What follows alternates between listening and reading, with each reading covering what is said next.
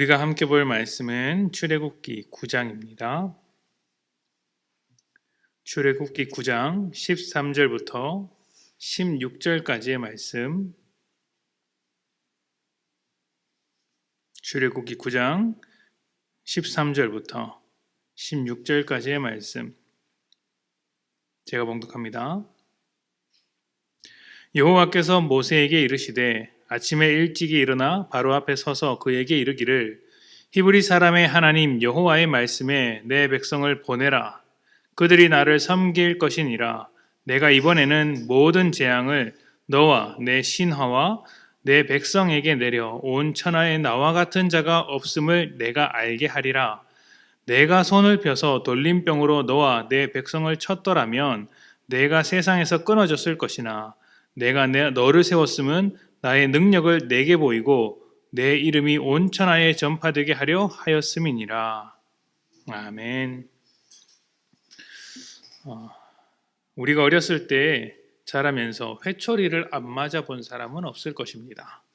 저도 그렇고 여러분도 모두 한 번쯤은 맞지 않았을까 생각을 해봅니다. 만약 이 자리에 한 번도 나는 회초리를 맞아본 적이 없다고 하신다면, 또 너무 완벽한 어린 시절을 보내셔서 나는 맞아본 적이 없다고 하신다면 좀 인간미가 떨어지지 않나 이런 생각도 좀 듭니다.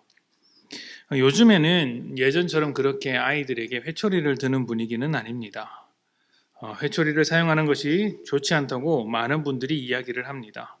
오죽하면 이제 꽃으로도 때리지 말라는 말이 있지 않겠습니까?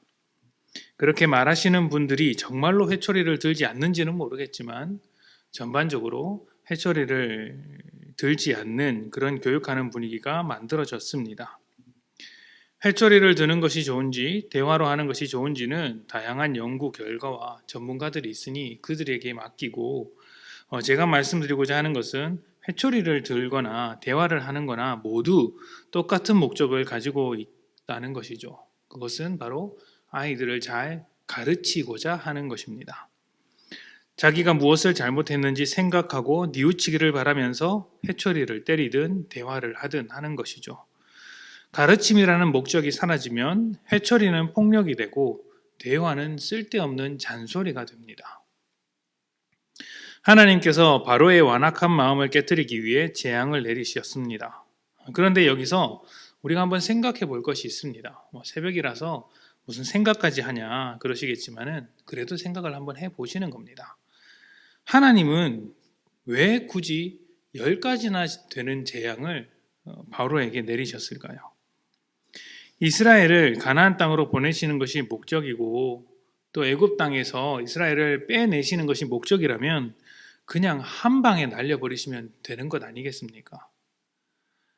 그런데 그게 아니라 10번이나 시간을 끌면서, 그것도 바로의 반응을 살펴가면서 재앙을 내리신 이유가 무엇일까요? 계속해서 바로의 반응을 보시고 그리고 또 재앙을 내리시고 바로의 반응을 보시고 또 재앙을 내리시고, 왜 그렇게 굳이 10번이나 반복된 일을 하셨을까요? 하나님의 궁극적인 목적은 죄에 빠진 사람을 구원하는 것입니다. 잃어버린 영혼들을 되찾는 것이죠.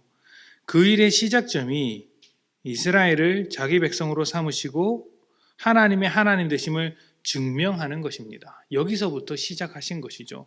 세상 그 누구도 하나님을 제대로 이해하고 있지 못하기에, 하나님과의 관계가 깨져서 하나님을 찾아가지 못하는 인생들이 되었기에 하나님께서 직접 찾아오셔서 내가 정말 신이다, 하나님이다라고 자기를 증명해 내시는 것입니다. 그러면 모든 사람들이 이스라엘, 그렇게 하나님의 하나님 되심을 증명한 이스라엘을 보고, 이스라엘의 역사를 보고, 저기 저 하나님께서 정말 살아계신 하나님이구나, 이렇게 이스라엘을 통해 하나님을 만나며 하나님께 돌아올 것이기 때문에 이런 일들을 시작하신 것이죠. 자, 이런 측면에서 하나님의 목적은 이스라엘 백성을 가나안 땅에 데리고 가는 것이 아닙니다. 그것이 보여지는 목적은 맞지만 그 일을 통해 더 큰 목적을 가지고 계신 것이죠. 바로 모든 사람에게 구원을 베푸는 것입니다. 바로와 애굽에게 내린 재앙도 마찬가지죠. 재앙을 통해 하나님과 씨름하면서 하나님의 하나님 되심을 알리고 하나님의 이름이 온 땅에 전파되기 위한 목적이 있는 것이죠. 단지 바로를 무너뜨리기 위한 목적만 가지고 있는 것은 아닙니다. 이 일을 통해 바로가 하나님 앞에 겸손하며 하나님을 인정하고 하나님의 뜻대로 살아가기를 바라는 어떤 이유도 분명하게 있는 것이죠. 자, 우리에게도 사실은 이런 것은 마찬가지입니다. 자, 우리는 믿음을 자꾸 어떤 일에 목적을 두는 경우가 있습니다. 그러니까 어떤 일을 하는 것, 혹은 어떤 일을 하지 않는 것. 내가 무슨 일을 하든지 아니면 무슨 일을 하지 않는지 하는 것입니다. 하지만 하나님의 목적은 그 모든 일을 통해 나를 만지는 것입니다. 나를 만지는 것.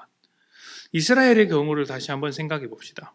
하나님께서 가나안 땅에 들어가기로 약속을 하셨습니다. 그렇다고 하나님의 모든 목적이 가나안 땅에 들어가는 것으로 끝나는 것일까요? 만약 그렇다고 한다면 성경은 여호수아에서 끝나야 합니다. 여호수아에서 가나안 땅에 들어가니까요. 그런데 그 뒤에도 계속되고 있다는 것을 알고 있습니다. 왜 계속되죠?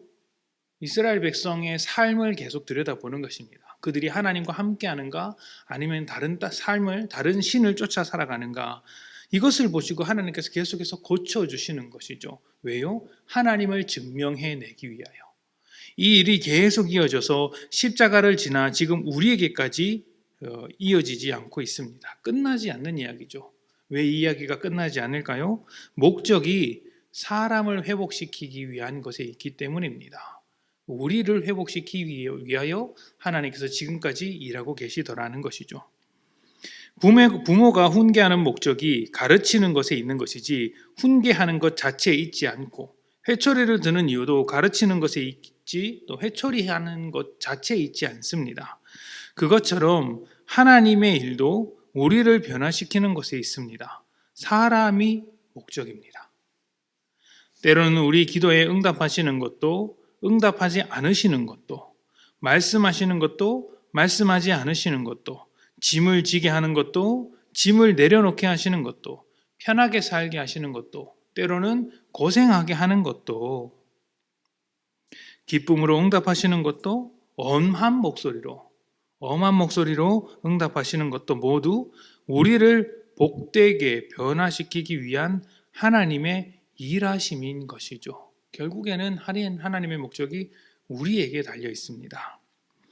하나님의 목적, 하나님의 모든 뜻이 우리에게 있고, 우리가 성장하며 우리가 변화되어 결국에는 우리가 하나님의 형상을 회복하여 하나님과 함께 살아가는 것에 달려 있습니다. 교회의 모든 사역이 이 부분을 놓쳐서는 안 되고, 또 성도의 삶이 이 부분을 놓쳐서는 안 되며, 우리가 하는 모든 삶, 또 기도의 고백, 또 말씀을 보는 그 이유도 이 목적을 놓쳐서는 안 됩니다. 이것을 기본으로 하고 다른 것들이 이제 추가되거나 사역을 하거나 아니면 뭐 어떤 일들을 하게 되는 것이죠. 우리가 더욱 복된 존재로 하나님과 함께 살아가는 그 목적, 이것이 하나님의 궁극적인 목적이며, 그렇게 될 때 하나님의 하나님 되심이 우리 안에 증명되고 하나님께 영광을 올려드릴 수 있는 삶이 되더라는 것이죠. 이것을 기억하며 하나님의 일하심에 맞춰서 우리가 더욱더 변화되고 성장할 수 있도록 기도하며 주님 앞에 엎드리는 모습이 필요하지 않을까, 오늘 한번 묵상해 봅니다. 오늘 하루 우리를 변화시키기 위해 지금도 일하고 계시는 하나님께 감사합시다. 그리고 하나님의 이름을 드러내는 삶을 살아가도록 합시다. 우리가 변화될수록 하나님의 이름이 영광 받으실 것입니다. 함께 기도합시다.